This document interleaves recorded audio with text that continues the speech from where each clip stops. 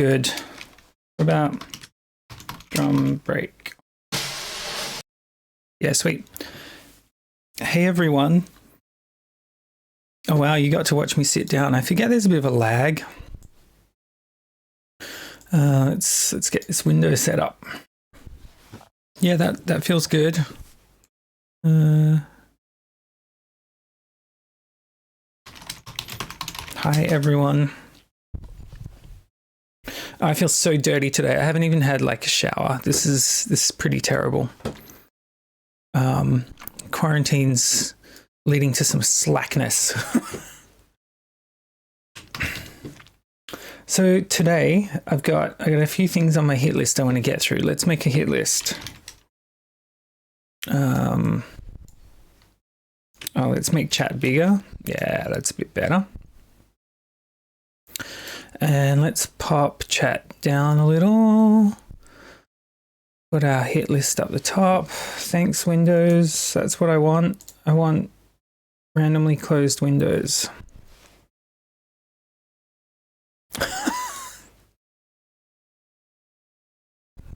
Oh, we're off to a flying start here. Good job. What has happened to chat? All right, there's chat. Okay. Hit list. I want to make some claps in Serum. I haven't made claps in a while. I don't even know if I've done them. Oh, yeah, I recorded some claps. Hey, Elemental, hello, you made it. Good to see you. Yeah, I haven't made claps in a while. I recorded some claps out of various bits of hardware a couple of weeks ago. But I haven't got a good patch in Serum. So I want to make some claps in Serum. Make a snare, we'll make a kick. Try to ask kick technique. What else can we do? So I had in my head that we would build like a liquid D&B construction kit today. And I don't know if we've got all that much time. Maybe. But worst case, we'll make some drums. Oh yeah, we should make some hats. And maybe some rides. Actually, I haven't tried making rides in Serum. That'll be cool. What else? Crashes? Nah. Samples for crashes. All right, and then we'll do like a Reese template thing, and then we'll make a couple of variations. So we've got like a couple of takes on a classic Reese. We can do some one shots with effects. I reckon that's probably an hour's worth of stuff. And I don't know if my voice is croaky to anyone else, but I have actually had a cold for the past few days. I'm totally not freaking out about it. I'm just having a cold. Oh, I should turn on the light. That might make things a bit easy to see. Yeah, so it's just a cold. But hey, Julie. And yeah, so I've got the sniffles. So if I wind up needing to blow my nose a bit this hour, apologies for that. Let me check that my mic mute button. That, no. That. Okay, am I muted? No. Okay, my mic mute doesn't work. I'm okay with that. But yeah, if I sniffle, sorry. Yes, and so I don't know if I'll just get randomly tired, which has happened the past few days. So we're just gonna mainstream D&B snare. Yeah, so I want to do so for this like liquid construction kit that I'm thinking of. The reason I wanted to make a clap was that if you layer a clap and a snare, you get that really nice short liquidy thing.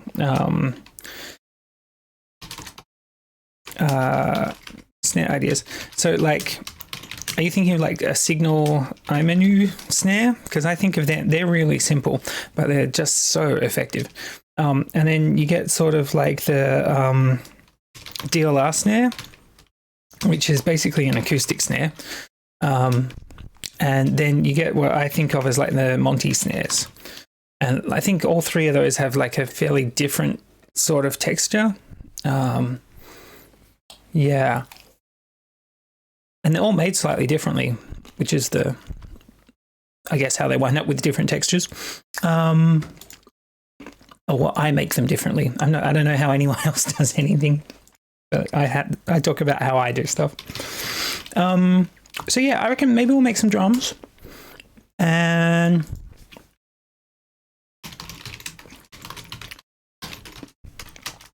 then yeah, and I want to make this like high pass pad thing in Serum, because I think that's pretty cool. And then we'll see where we're at after that.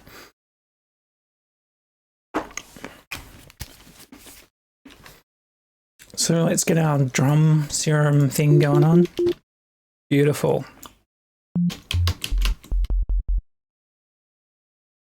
rid of that. Put the level on there. Oh, envelope. Cool. And let's move the pitch around. Envelope.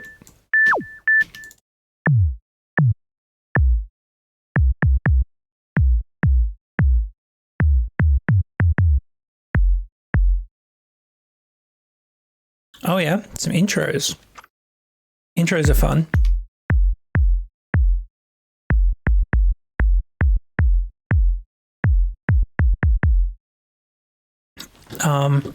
If you want some advice on intros, although you didn't ask for it, so maybe you don't, but intros, JPEGs.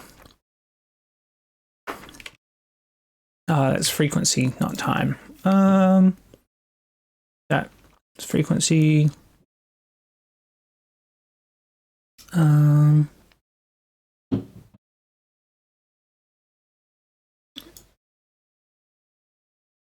Let me hunt this down over on this screen.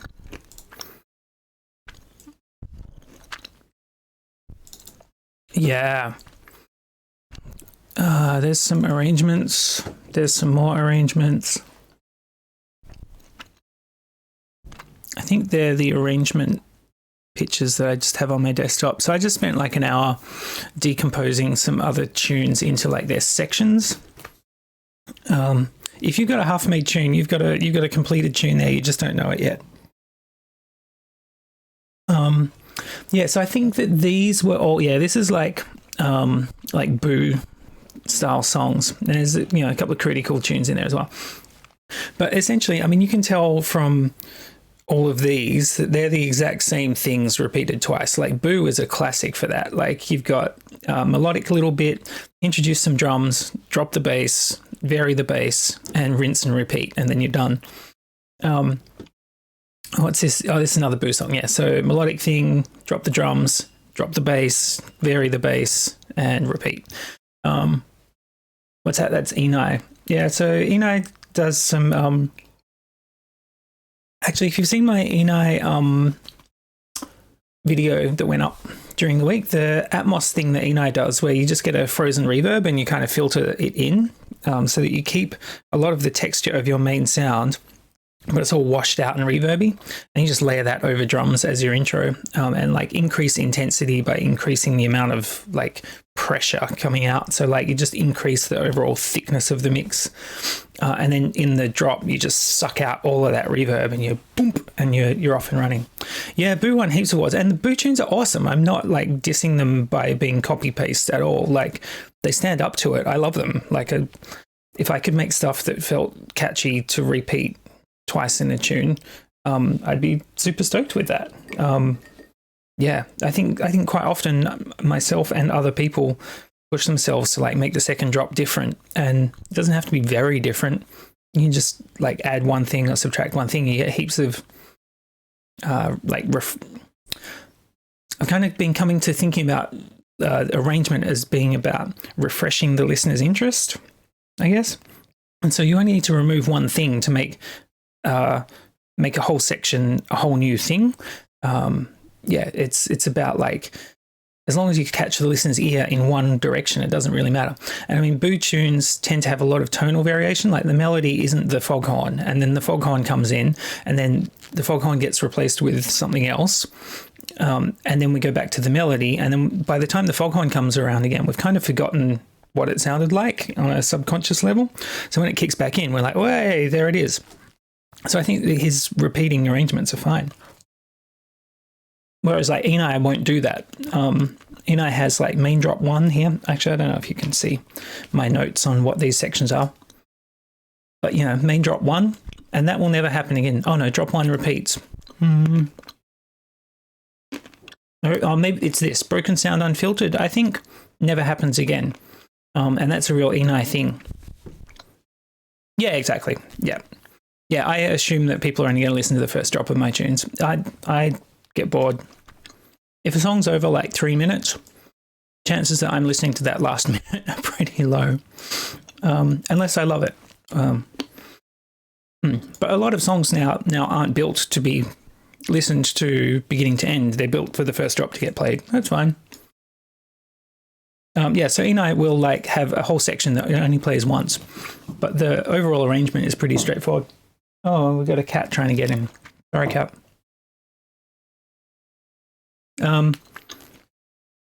Yeah, like wash out your mix and reverb the crap out of it, make some atmospheres, fade them in over drums, and pull them all out, and just keep what you've got, drums and bass for the rest of it. Pretty straightforward. Yeah, and so I went through, I mean, I love going through and chopping up tunes and working out how they work. And this is kind of some more different stuff. Oh yeah, is that Bunchen? Massive arrangement. It's a remix of The Wall. And like it's got this huge long vocal. So the intro winds up being mainly the vocal, and then like this huge build into this short little drop into vocal, shorter version of the build, and then drop again. Really cool way to wind up with like a 5-minute tune, but still keeping those like blocks of 16 for the drops. It's really cool. So like by sitting down and just analyzing all this stuff, I've managed to make my intros way easier for myself. Because I used to like, all right, I already have sound toys, which I love. So I would totally recommend getting sound toys. Didn't know Pigments was free to download, but I'm trying to like restrict myself to Serum at the moment. I'm doing this course. Where's Firefox at? Oh man, I'm doing Mike Monday's 11-day creative explosion. I just can't remember what 11-day creative. No, 11. Oh, he really needs to refine his site. Oh, hang on, it's in Discord. I dropped a direct link to it. Free stuff.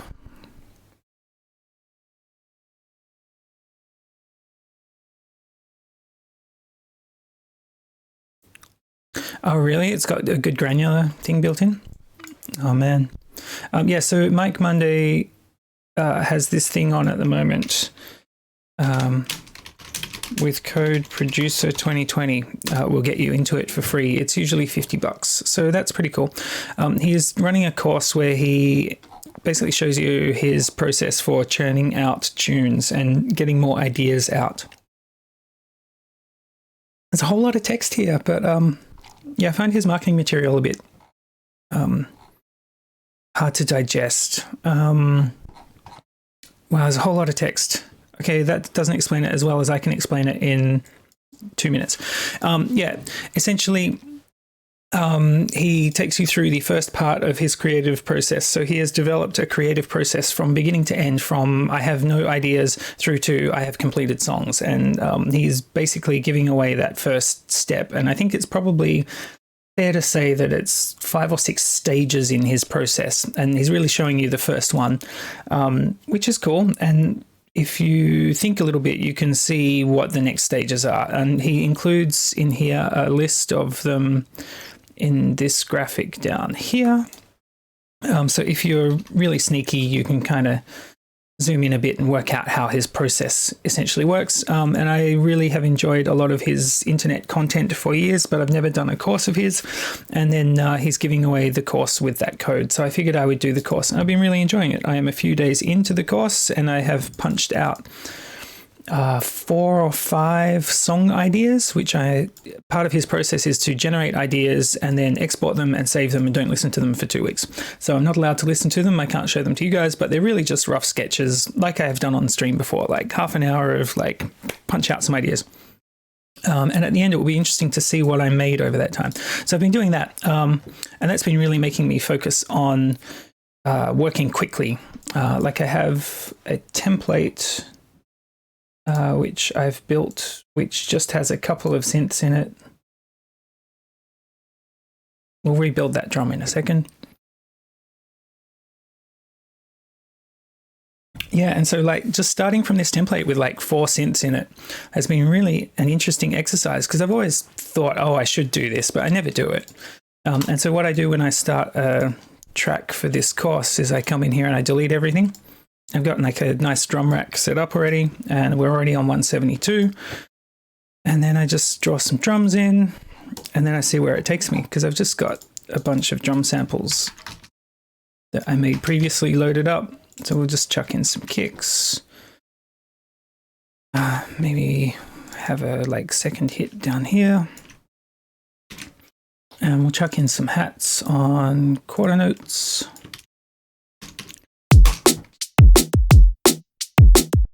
Wow, that sounds distorted as hell. Let's drop that. Cool, and so once I've got like an idea like that going, it's really straightforward to be like, oh, keyboard doesn't work, cool.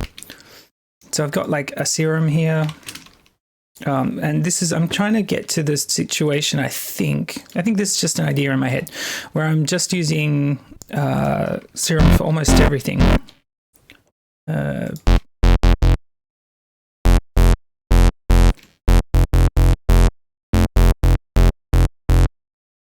Because yeah, let's give the filter a little pop open.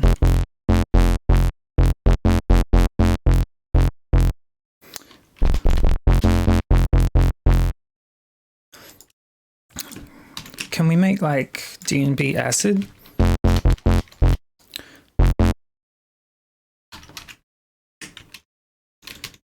Is that 8ths? Yeah, cool. If we push that.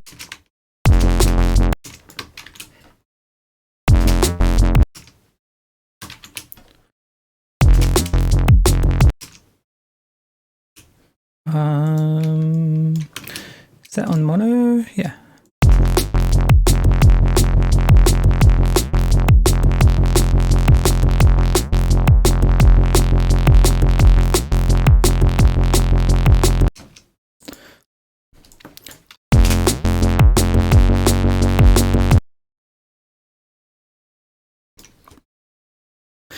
Yeah, and so this little template is really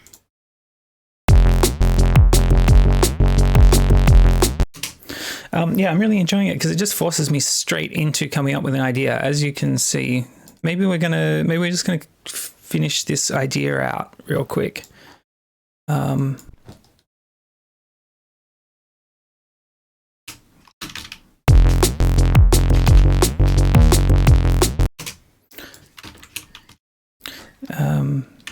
So let's change up the rhythm a little bit down here.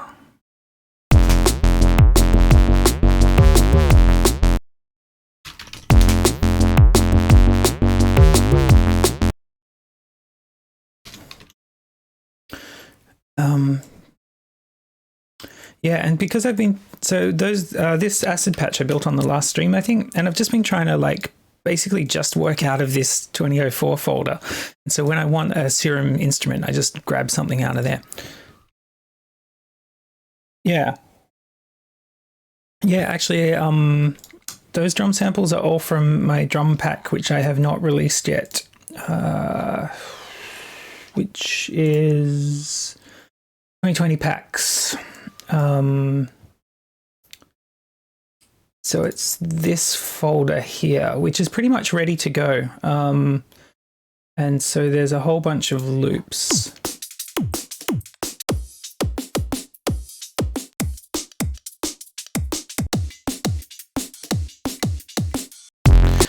Yeah, but I'm not, I don't know, I'm not sold on those exactly. There's a little bit too much reverb on everything, so I need to kind of regenerate a lot of that stuff, I think. But yeah, so So I've got Diva in here, and in a later version of the template, I've been not using Diva just because I don't know it back to front. So I kind of just come in here.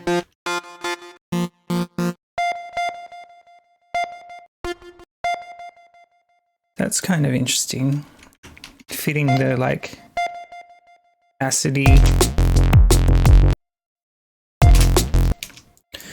Although if we half time these drums real quick.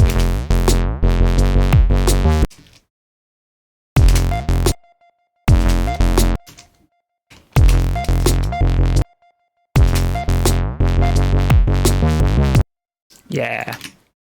Okay, and so I half-timed them just so I could get some vibe going on. Let's put them back to full time now that we've got that sloppy timed loop thing working out.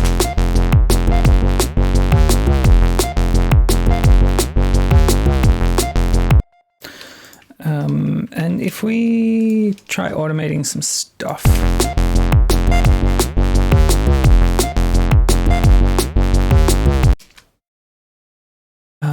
I wonder if we... let's change shapes, cutoffs, and filters.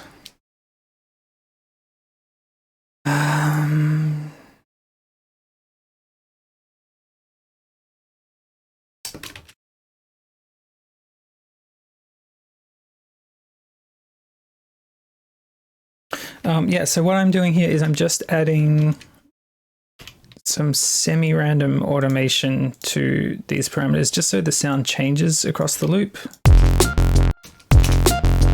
Yeah, sweet. So that's, I feel like things just randomly changing really works out nicely. So we've got that acid thing going on. If we push this up an octave, do we get...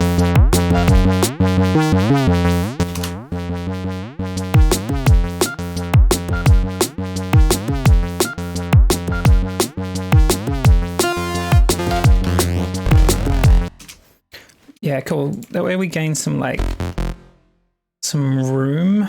Let's init 5. Let's chuck it on a bit of that.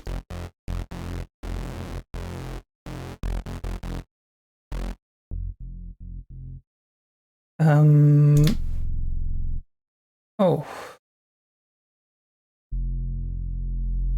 Also got a square sub.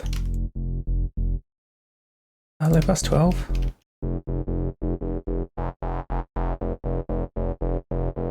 Cool, let's bring filter 1 into filter 2.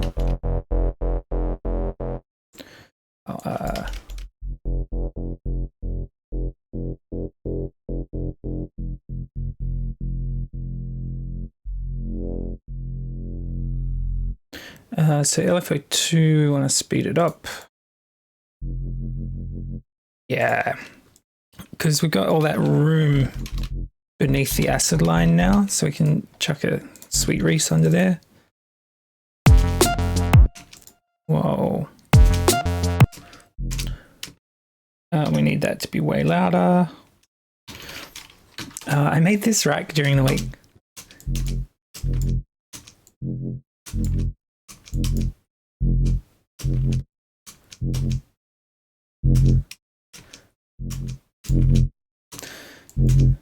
Yeah, there's no air to push on this at all. Anyway, it's a cool little rack.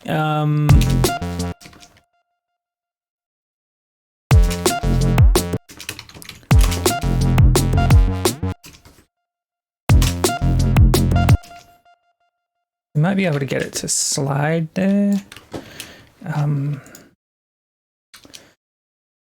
Glide.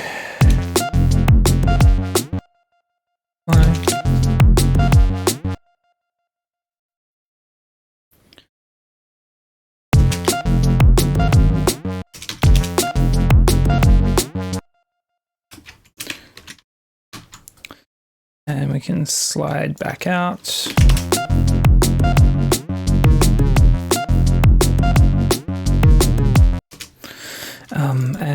can kind of...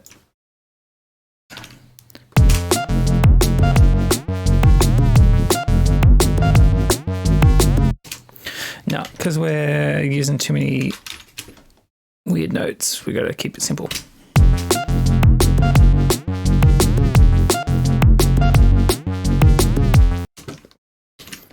Cool. Still not sold on that sound. It's a bit too wide.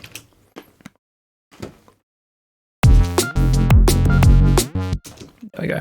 All right, and we're already using this as that clippy thing. So I've got expand just for like acoustic vibes.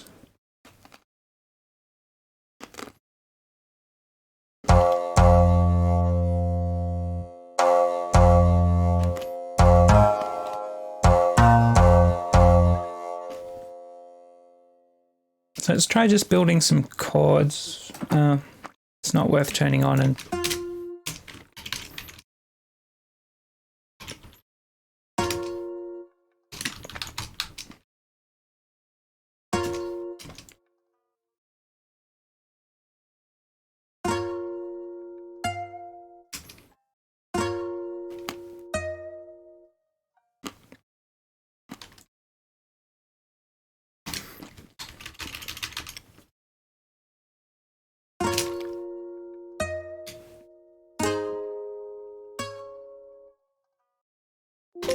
Whoa, duplicate that out.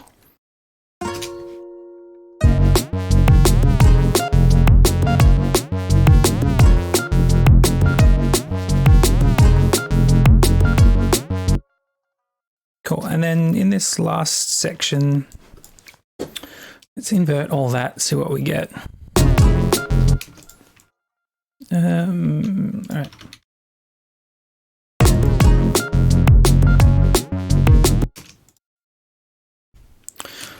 Thanks, man. Yeah, it's pretty fun. Like, I really like this working fast thing.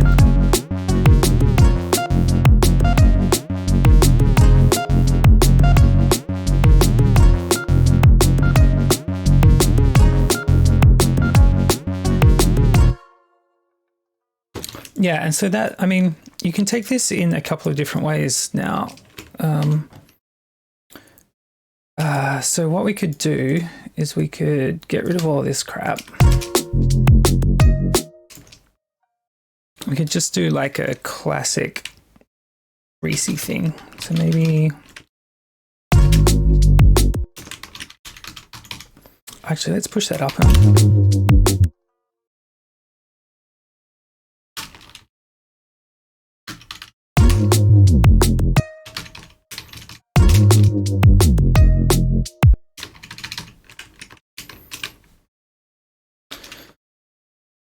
And then we can bring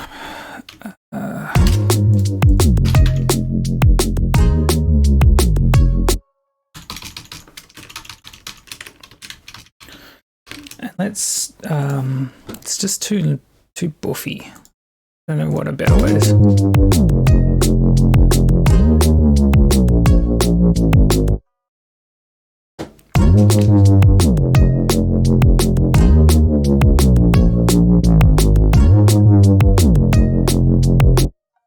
Yeah, so this, let's combine that. It needs to be longer, doesn't it?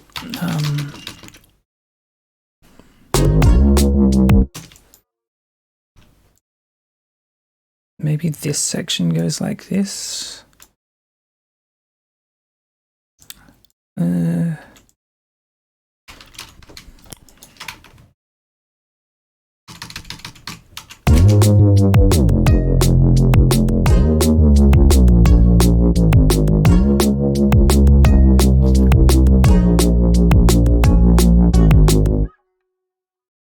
Yeah, that it's Hive. I'll show you in 2 seconds. Yeah, so in Hive, you set the voice mode to mono, and as long as you drag up this glide amount, that increases the time that it takes to glide. And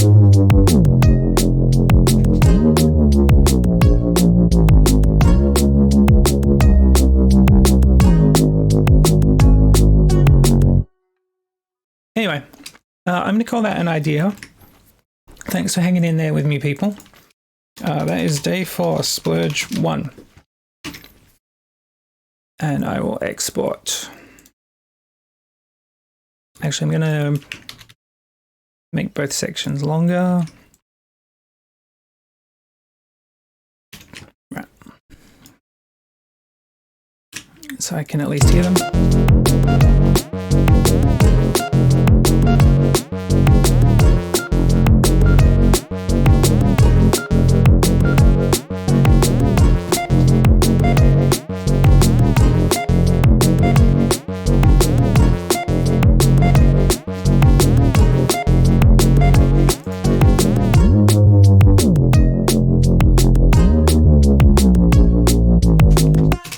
Yeah, kind of cool. So I need to export.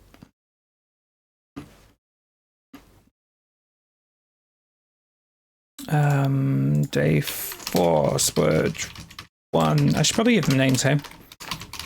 Liquidy.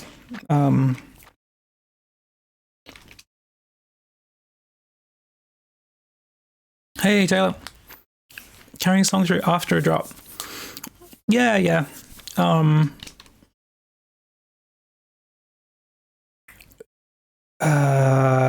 Let's just call it liquidy. That's fine.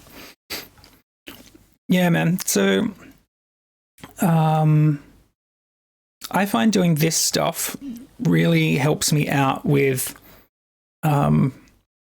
figuring out where my tune goes next. So I would say find a tune that you like, that you want to steal. Hang on, let me save that.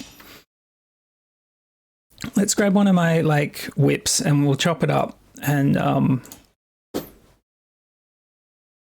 that'll give us an idea, so I can kind of show you. Querulous region. That's not finished. This is probably trash. All right, let's chop this up into its sections, right? Because this is not released and YouTube won't get sad about it. And it looks like it's 172. It might be 174. It's 174. Yeah, that's more on the dot. Yeah, so if we chop this into its sections, I already know that.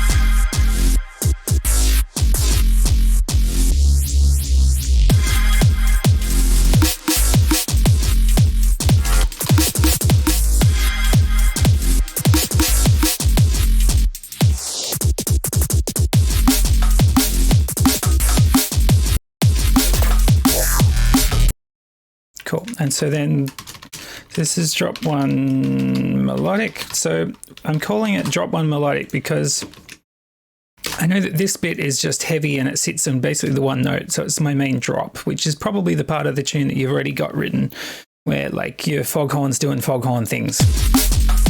And then there's this section where this additional melodic bit comes in.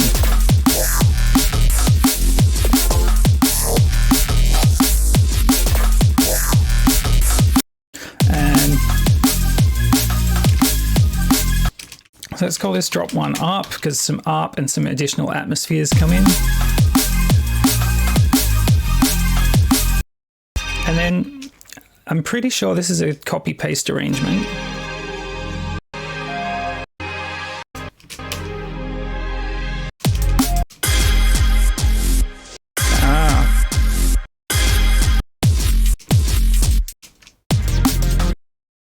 Oh, sorry, there. cool. So what happens here, I think, is that the sections repeat.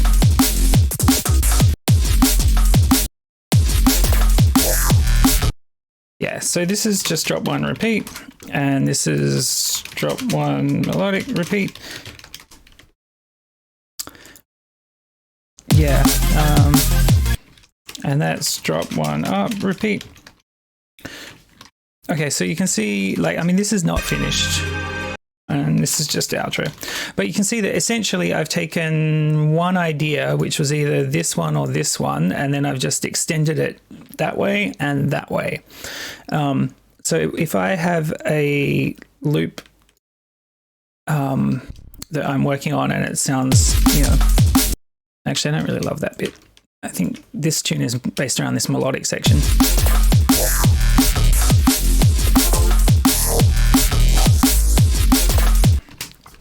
So if I had that going and I didn't know what I was doing next, I would duplicate out that chunk, and then I'd probably try adding an ARP section. If you go through like 10 tunes and you just chop them into chunks like this, you'll get a feel for like what other people are doing in terms of their arrangements.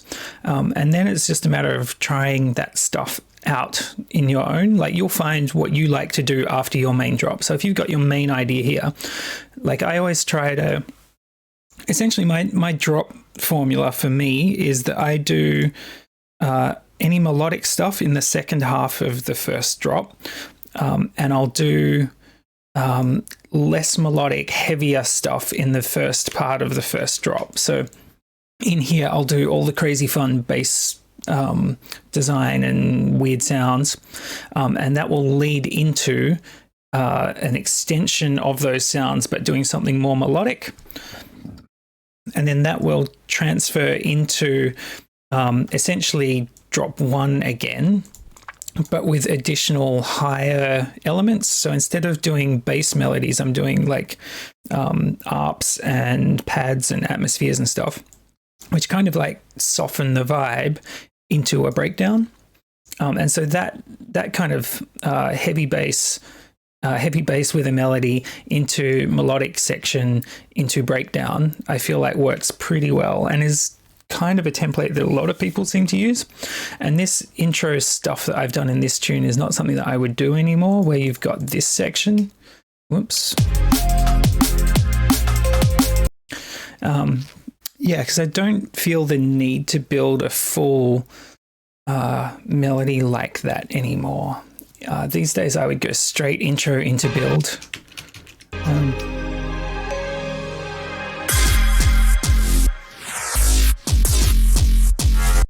Which to me sounds better than kind of giving the game away here anyway. Because if you reveal the whole melody that your tune is based around, it kind of feels like you need to come back to that. Whereas if you just imply it all the way through, no one ever really knows what you built your whole tune around.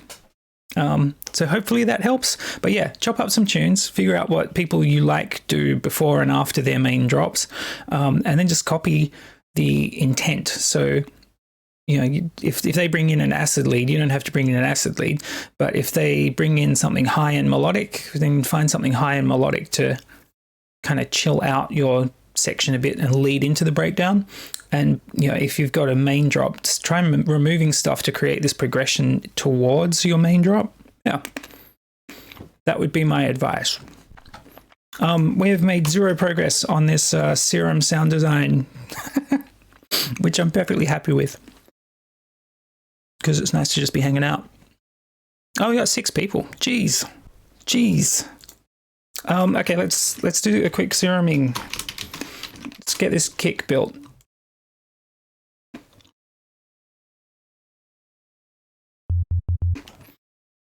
Volume LFO.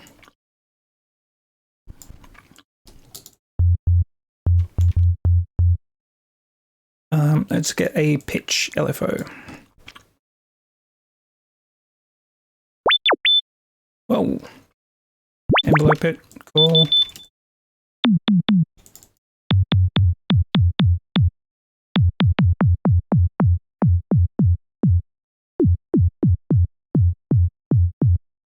I'm even wondering about this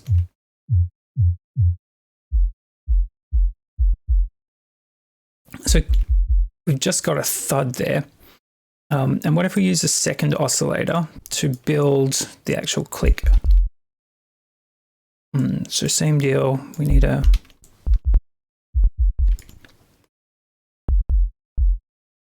volume envelope and a pitch envelope.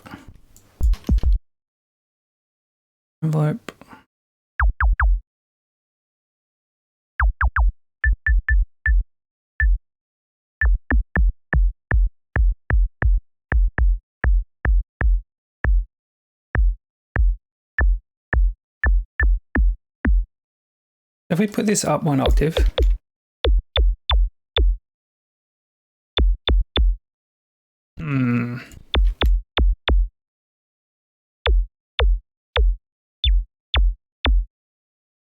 let's bring that fade back.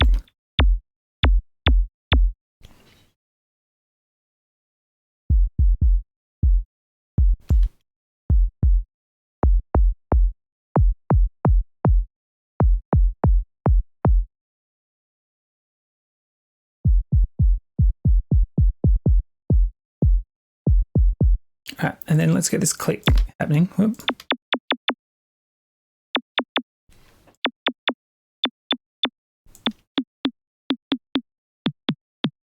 There we go. All right, together.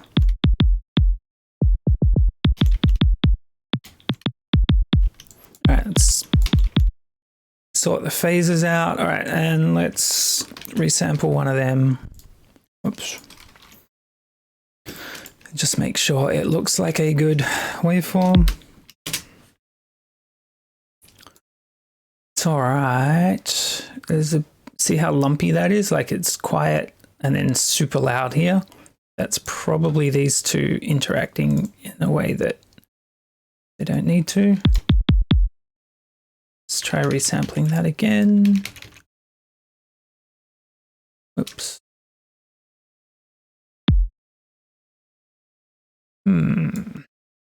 We turn this off. What do we get? Okay, and if we turn this off and bring that on. Okay, so this can just be shorter.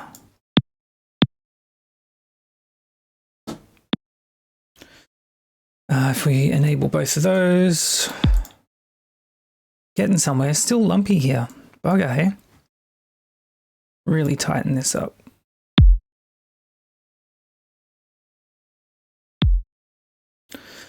Better. Let's make this half as fast again.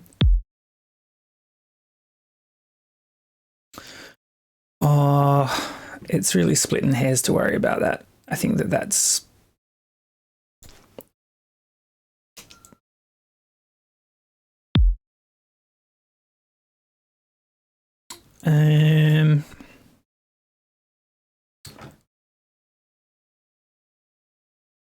just trying to make this kick be as loud as it can possibly be, and not having that big lumpy thing there is going to help that.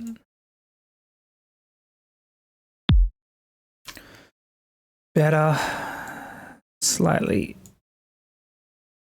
I probably could have just... Yeah, cool. That's as good as it's going to get. All right, so let's save that patch. Let's make a new folder, 2004. Let's just call it 2004 stream kit. All right, so TM20 kick. All right, so let's say that we've got a kick there, because I know how you guys feel about watching me make drums. It's not as like acoustically pleasing as working on random ideas.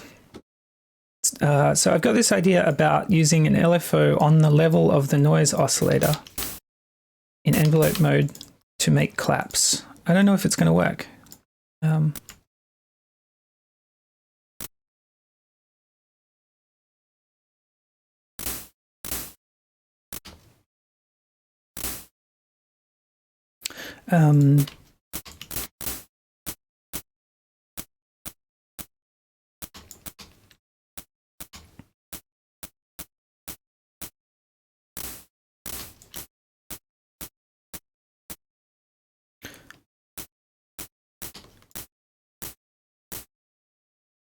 And so let's grab a bandpass filter.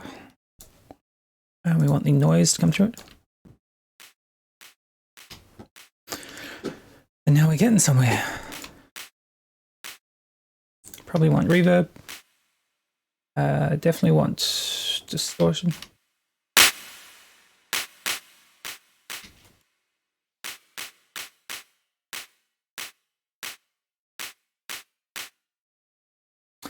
Compression. Let's get rid of the reverb.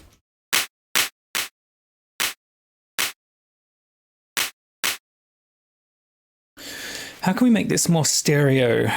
Ideas? Because we can't have two noise oscillators. But we can find some stereo noise. Okay.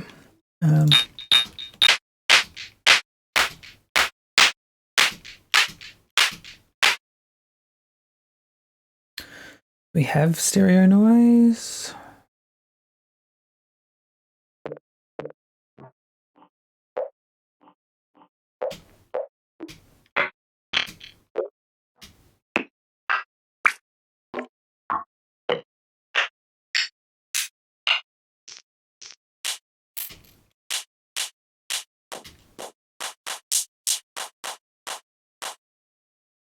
Yeah, cool. So there are various stereo noises. But if we wonder if we can, is there a way to select all? Nope. Oh, actually we can put a second LFO on here to create the tail.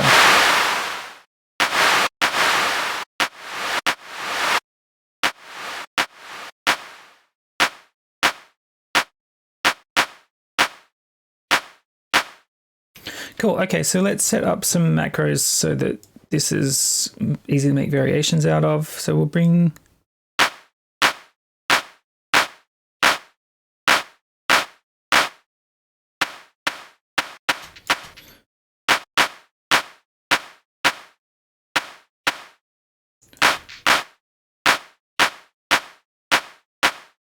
yeah, I did think about some stereo EQ. Is there? Yeah, this doesn't. Yeah, I think in post-processing it's easy enough, but I would really have liked if there was a, or maybe hyper.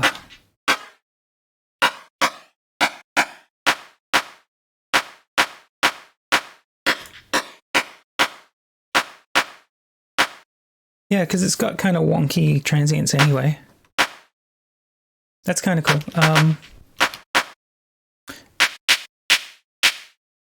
Cool, and we can put a little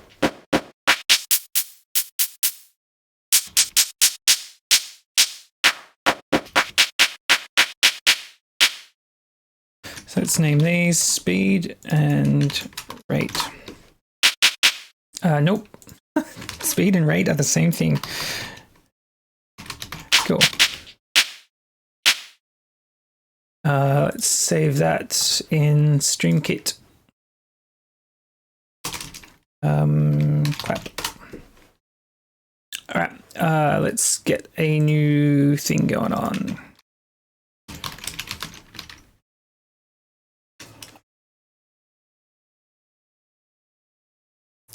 All right, so hit list for stream, claps, we did. Kick in serum, 2 oscillator, we did it. Let's get a snare going on.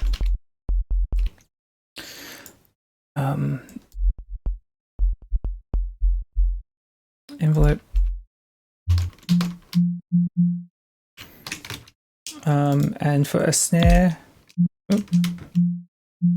yeah, cool. So I am using the EQ just to make sure that our pitch is around 200. Yeah, maybe I'll use a C as my main note there.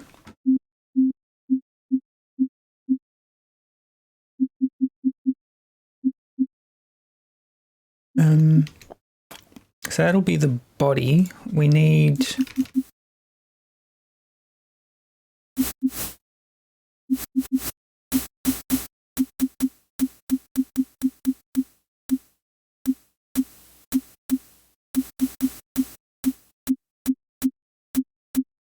So that's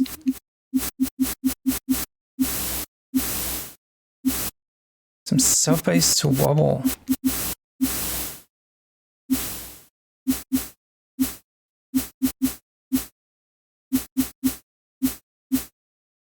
And let's get a little bit of a pitch envelope happening. Why? I closed it. Yeah, we can get sub bass to wobble in a sec. I'll show you what I think about sub bass movement for sure.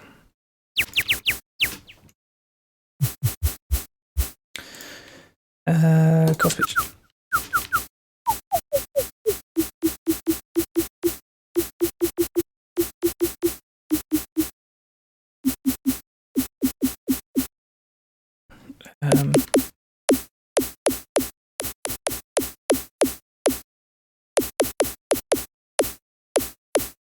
Cool. Okay, so let's filter the noise.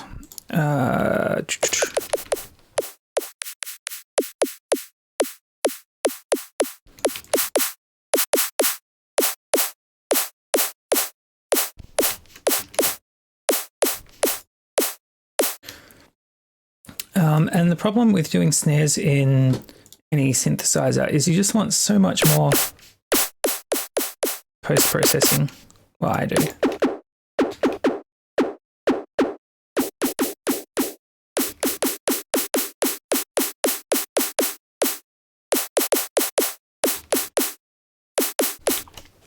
I wonder if we can push this a little and then use an LFO as an envelope on it.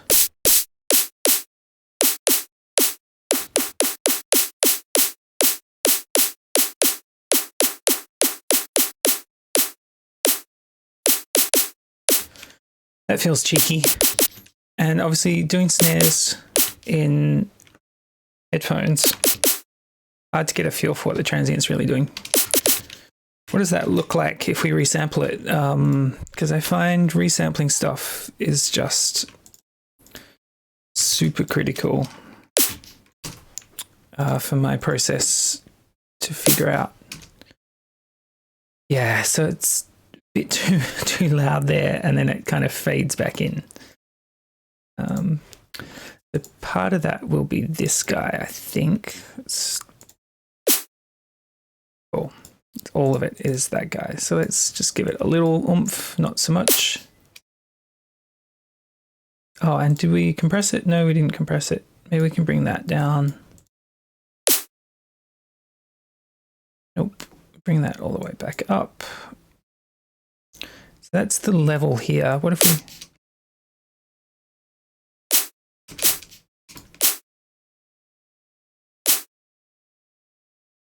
we bring that up?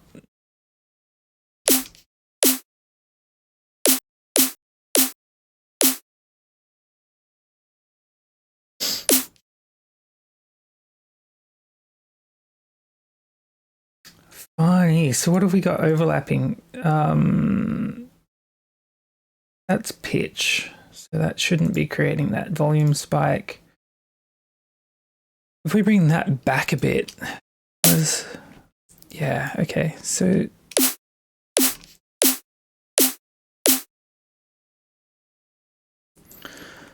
why volume gets so low? Oh, so because the pitch of this drops so fast. Okay.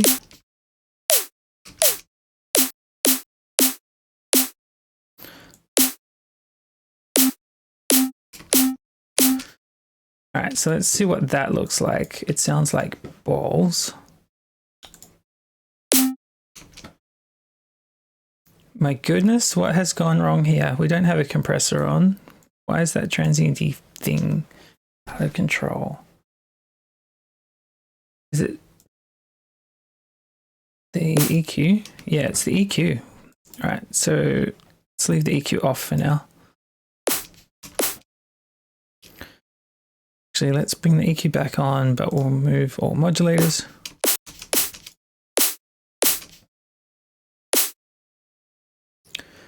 Funny.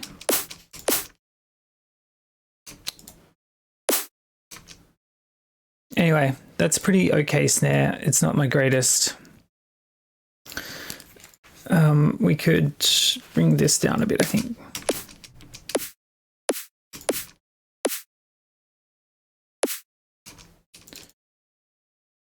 Oh, that's made it worse, if anything. Hey, Curtis.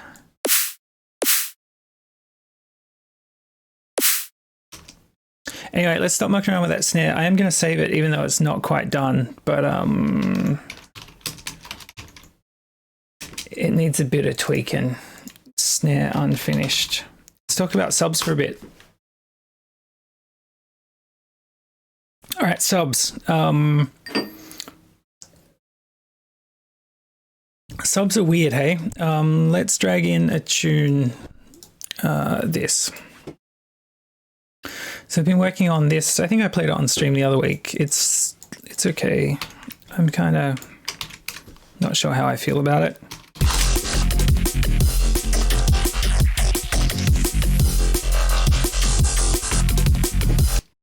So the thing about subs is that if we solo these subs, so let's call everything under 100 and a bit.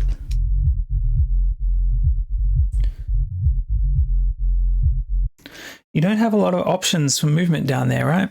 Like, how to explain that? Because the waveforms take so long to develop to make the tone, you can't really volume automate them in the same way that you can a high-pitched thing. So, and by volume automation, I mean like LFOs or anything else. So if we get, let's use an operator. Sorry about the snare. 6 deadly venoms. We're talking about subs now. Should be fine. It's all good, man. Have a great one. So if we modulate the volume of oscillator A, and we want to duplicate this, and we'll make one of these a noise white. Right. And we'll put a note in here without taking anyone's head off with white noise. If we freeze both of these, oh god, it's 10 o'clock already. Cool. All right, let's flatten those. Bad example. Let's unflatten them. If we get the rate and we bring the rate up over time. Not New Zealand, Australia, my friend. But only a few thousand kilometers away. Noise white. Okay. So if we freeze both of those tracks now, and then we flatten. Cool. So what I wanted to show was that with a sub and long, slow automation, things work out fine.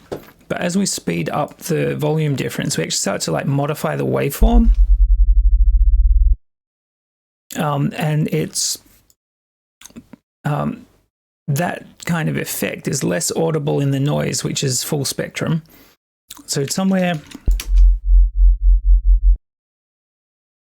in here, like, let's compare it to the noise. So you don't hear this noise as the texture of the noise being changed, because the noise has more high frequency content that isn't being like fundamentally reshaped by the volume change.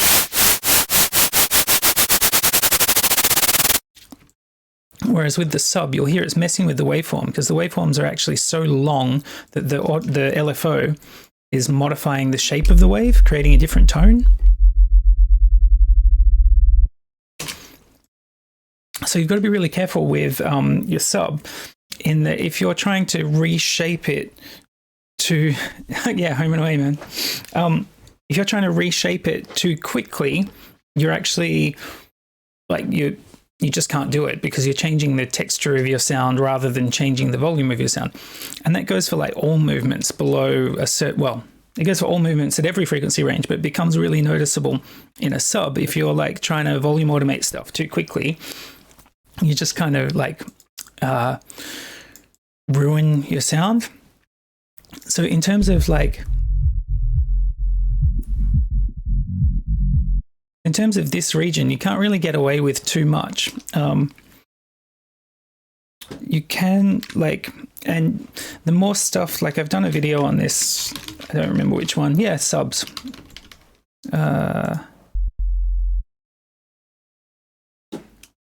So if we draw a nice big note in here. Oh my God, why is that happened? All right, let's leave that out. I'm gonna need a few minute break in a few minutes, but I like talking about subs. So, oh wow, way longer. So if we've got this sub, we can wobble it pretty easily by doing like a little bit of volume automation. Let's get rid of all this junk.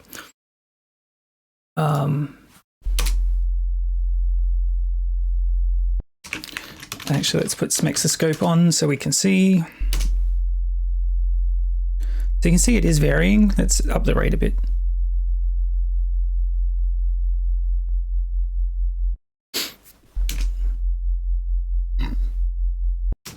So you can see we're creating a bit of movement there. That doesn't seem loud. That's down. But that movement will be way more noticeable if we add some harmonics to this thing. So let's just add a couple.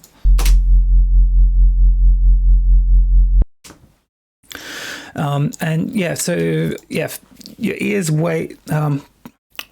Because subnotes take so long to develop, your ear doesn't notice them until like the waveform's a quarter of the way done, let's say.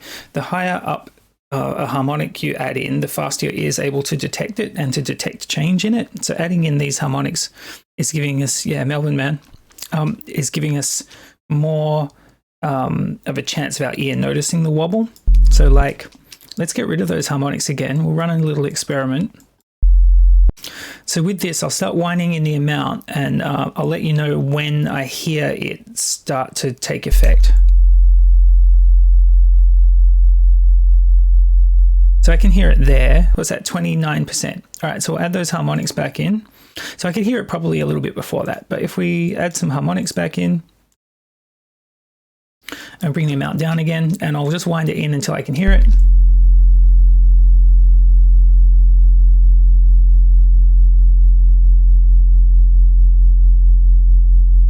Definitely hear it there. So it's at 26. Oh, it's around the same. It's a little bit earlier. So like the higher pitch your movement is in your sounds, the more of a chance your ear has to latch onto it and hear it before it ignores it entirely.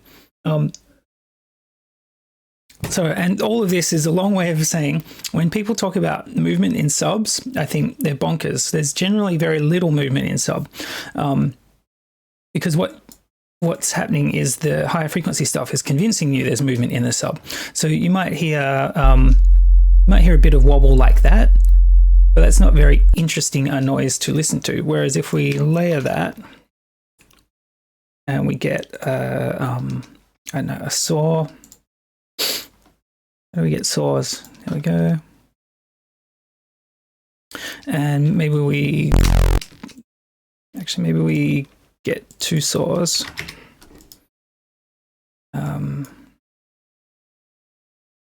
Detune them ever so slightly. We'll bring the volume of this whole thing down.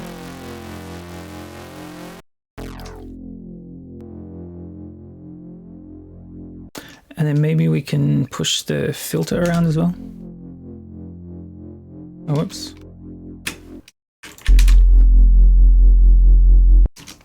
So what you're hearing there, you would hear in a tune and you would feel like the sub is moving, but all of the movement is coming from the not sub. Because if two things are at the same pitch, your brain is going to try and smush them into being, it's going to assume they come from the same source. Which, so that's why layering works so well in music and sound design in general, because our brains go, oh, they're the same pitch, they're probably from the same thing, which was a good assumption a few thousand years ago. And yeah, man, I clean up subs all the time. It depends. If there's movement in the sub, which is crucial to the sound, let's have like a 2-minute break so I can go to the loo, and then we'll make a really moving Reese thing, and we'll put a clean sub under it. I'll show you why that doesn't work, and then I'll show you how to make it work. But yeah, 2-minute break. I might even get another coffee, so it might be a 5-minute break.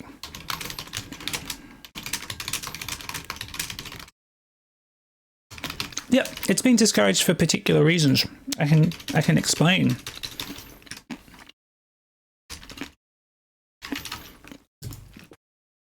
Yeah, I think noisier. Yeah, I think I haven't seen where they discourage that. Oh, maybe I have. If it's just a YouTube video, then yeah, I've seen every YouTube video with them in it. But yeah, it's all about keeping the movement of your main sound. Like down here for this example, we had a sub with a bit of movement, and then we added another layer which copied that movement. That's why when I moved this rate knob, I was really careful that I put it back so that they move exactly together. If we move the rates even slightly apart, your brain won't hear it as one noise anymore.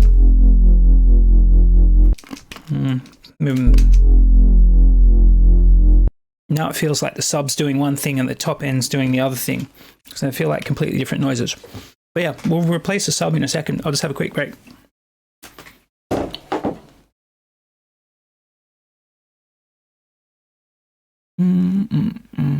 There.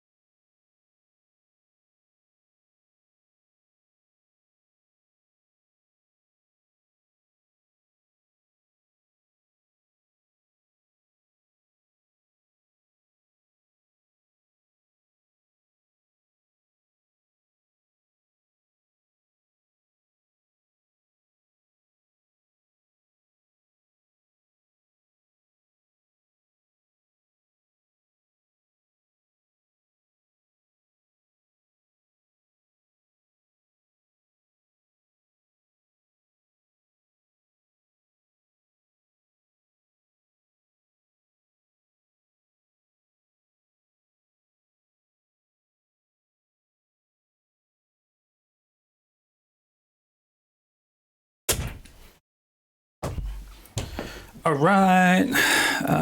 Where's my camera? There's my camera. Sika has. All right, let's talk about subs.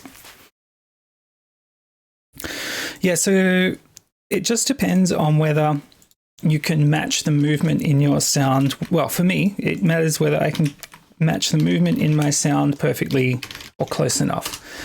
So let's pop open Serum. We'll make a big honky bass thing. I don't have any waveforms. Cool. Unmute. Cool. And let's grab that. Maybe we'll make that slower.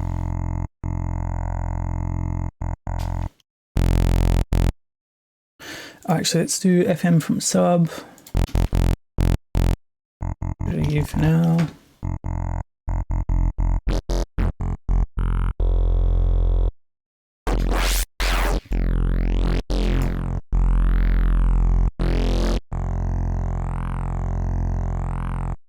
Cool.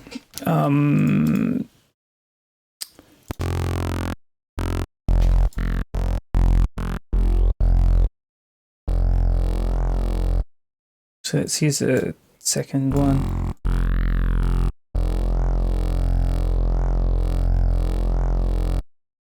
All right, and then maybe with FM from sub as well. All right, drive it. All right, cool. That's good enough texture. Let's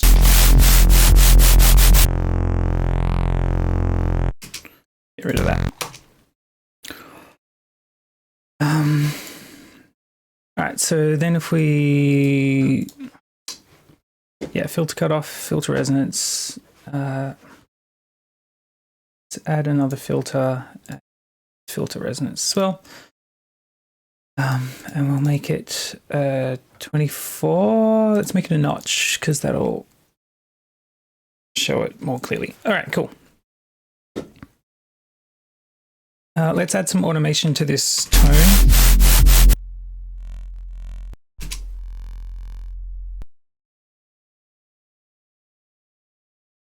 And so I'm just kind of randomly drawing some automation in, right? Oh, whoops, delete automation. That's the type. I want the frequency. Get rid of that type.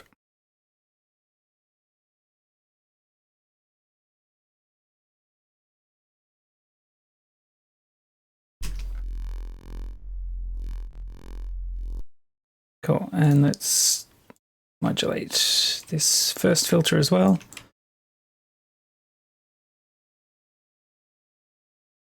I'm hoping this experiment is going to show what I need it to show.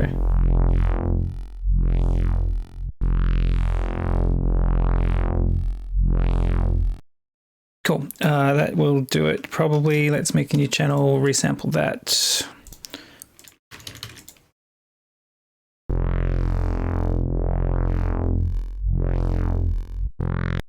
Cool. And then if we get a simpler and we normalize that, let's chuck mix bus saturator on it. Let's work in a different part of the track because I just don't want to hear anything else. And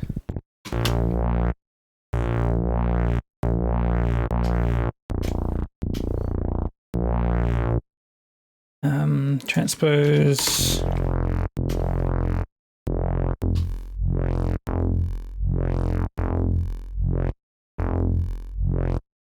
Right, so let's say get some drums and that reverb. 174. Oh, we'll just stretch the loop. Dangle Plums, how you doing? Let's, whoops. All right, can we loop all this?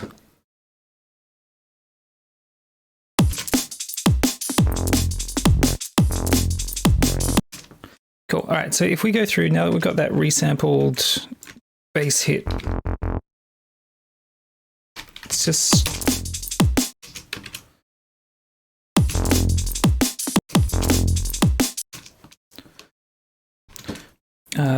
and so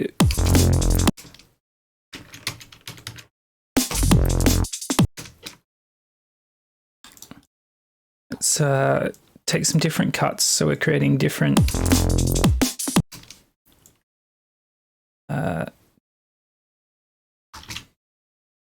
so I mean, quite often this is how I will build up a loop. So I've created like another frustrating way of learning about producing. Don't be frustrated, man.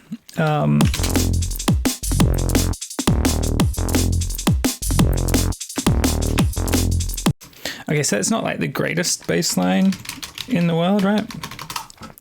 But it will do for our purposes. Yeah, don't be frustrated. Producing should be fun. If it's not fun, change your process. That's one thing that I have been toying with a lot. Let's shrink these down so we can just drag them into this channel because I'm feeling lazy. Yeah, if it's not fun, your process could do with some tweaking.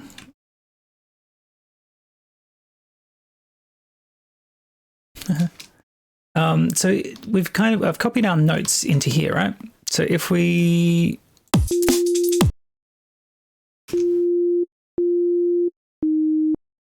all right, so if we drop that down a couple of octaves to get ourselves a sub, 36. All right, then we add some harmonics so that we can hear it doing its thing. And then we'll take the subs off this channel.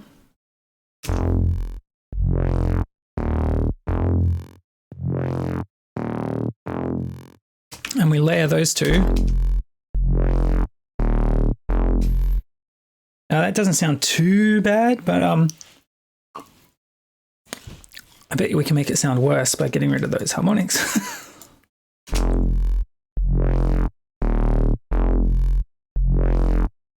It doesn't actually sound too bad, but where I was going with that is that all of this additional movement, which we can see in here, you see there's little pitch fluctuations as the filters sweep through those regions, because when you EQ something, by shifting the phase around, you can actually push the pitch around a little bit as well. There's all sorts of movement happening down here.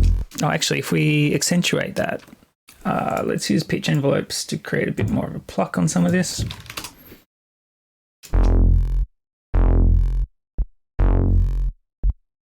Oops. And then maybe we want to create like a little vibrato-y thing on here. So I'm basically introducing movement so that I can demonstrate what I'm getting at. Pitch.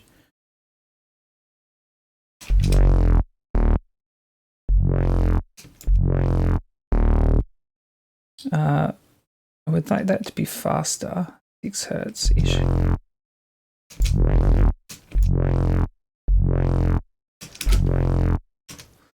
And what's this guy do? That's a held, so let's make it a pluck. We'll give it like 12. All right, so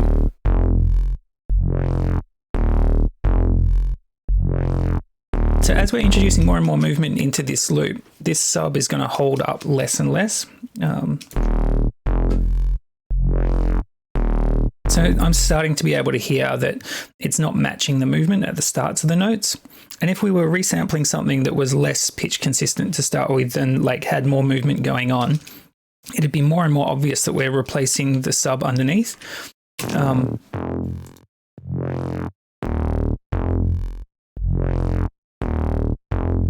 And in this case, the sub note is actually pretty strong and consistent, so it doesn't really matter that...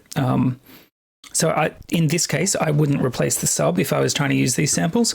But in other cases where like the bottom gets taken off because of filter movement or because I processed it badly, being able to come in and just replace it with a clean sub and maybe a harmonic or two to help them gel properly. Like if you use the wrong harmonics...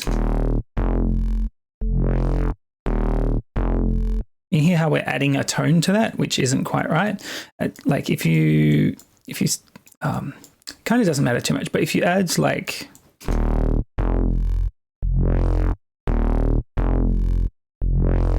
so somewhere around here, I can hear it as a separate thing.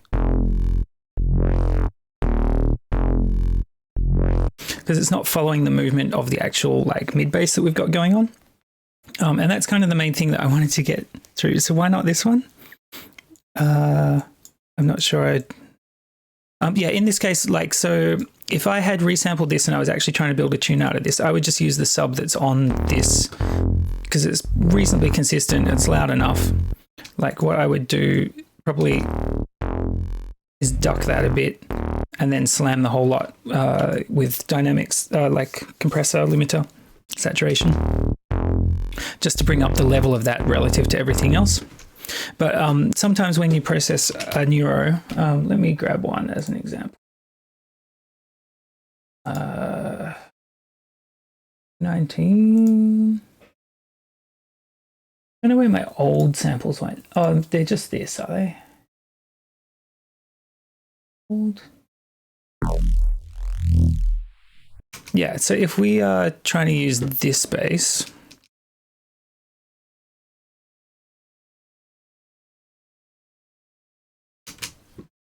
oops.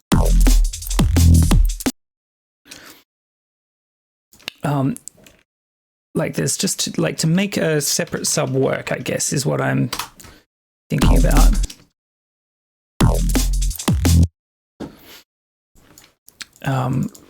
To make it work, we need it to be the right pitch.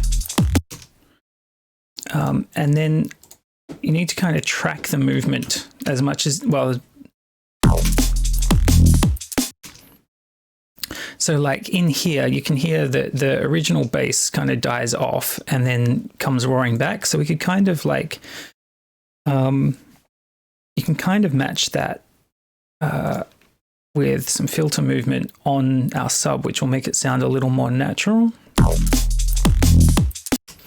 because it's filtering. Yeah, because we're filtering off those harmonics so that our ear hears all of this moving as one thing. There you go. But without that, it should just sound, they'd sound disconnected, but just simple things like trying to copy the movement as much as possible helps trick your ear into them being the same thing. And I think that's what like Noisier were talking about in the video that I remember. They're like, you don't always have to use a separate sub because you lose a bit of the movement. And if you disconnect your sub movement from your mid bass movement and you don't kind of re-glue them with like subtle clues to your ear, then it just sounds disconnected. But the dubstep sound is all about that disconnectedness. So like if we go to 150, I don't know that I can write a mock-up real quick. Do I just have a dubstep drum loop?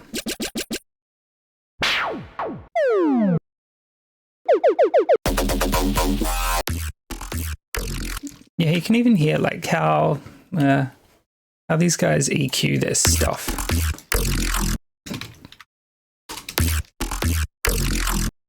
It's just, I suppose there is sub in that. Doesn't sound like it to me. Like when if I was going to use that, and what I think people would do to use that is they would then grab an operator. I assume it's in E. Yeah.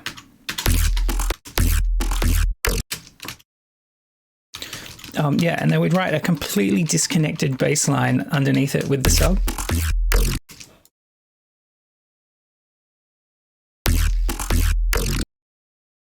I can kind of hear what they've done, actually.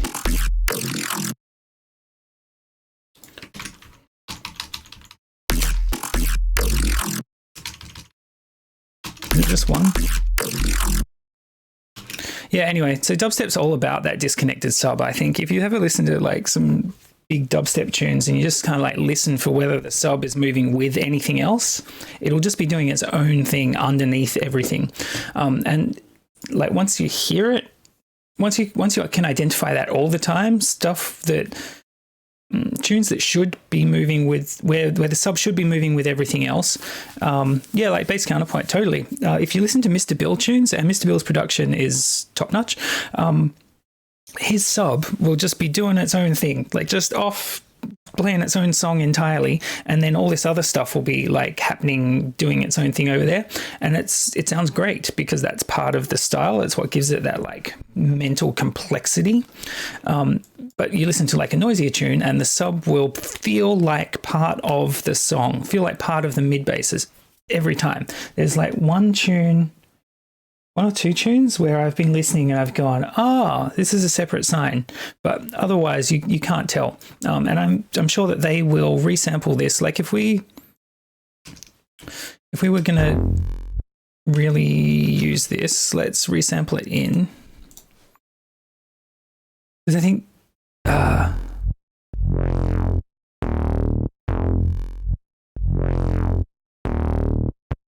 so if we wanted to really create a separate sub layer, we could pull off the existing sub and then we could absolutely remove everything. So we've basically created a little crossover. Yeah, and then you can totally, I know that they like using trash, but whatever. We'll just use glue compressor and we'll use saturator just because.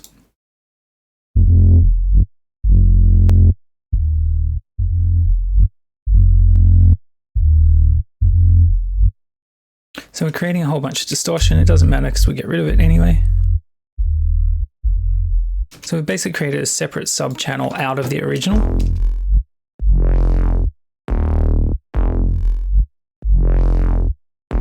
And you can hear how its volume movement matches what's going on in the original. Like if we duplicate this and then we freeze this one, so this second one will have just our sub movement. And there'll be subtle things like movement in here that matches the original. And there's no way we would be able to automate that. Whether that's important, I mean, I would just use I would use the sub out of this. I wouldn't create a separate channel. But in other cases, like if the sub was completely disappearing, like in this thing, where you can't kind of just compress your way to having a clean sub, I would use a separate sub. In fact, I think every tune that I've written for 6 months has a separate sub, and I just try and replicate the movement because to me it sounds way cleaner and it's easier to mix. All right, that's my rant about subs. I reckon that is as good a place as any to wrap it up for the week. But yeah, totally. If you're interested in subs and stuff, just listen for it. Like chuck on headphones. Yeah, listen to, like, pick out, see if you can pick whether they've replaced their sub or not. And sometimes it's really easy. Other times you're like, yeah, I don't know. And once you're listening to that sort of stuff, you'll just get to know what you, hey, too kind. Yeah, once you listen to that stuff, it really starts to pop out to you and you're like, they haven't replaced their sub and this track would be better for it if they had. Or they didn't replace their sub and it sounds wild and out of control and that's why it works. Like you see this, like that rise there is like 6 dB or something. And I wouldn't automate that in and maybe it sounds fantastic in the final track. Yeah, once you start to hear that stuff, it's heaps of fun. All right, that's it for today's stream. I was going to upload those Serum presets to Discord for people. Yeah, and I guess I will, but there's only 2 of them. So maybe after next stream, we'll continue making some presets to give away to you guys. Because I feel like that's a good use of everyone's time on streams. Yeah. Catch you next time. Cheers. Oh, happy Easter.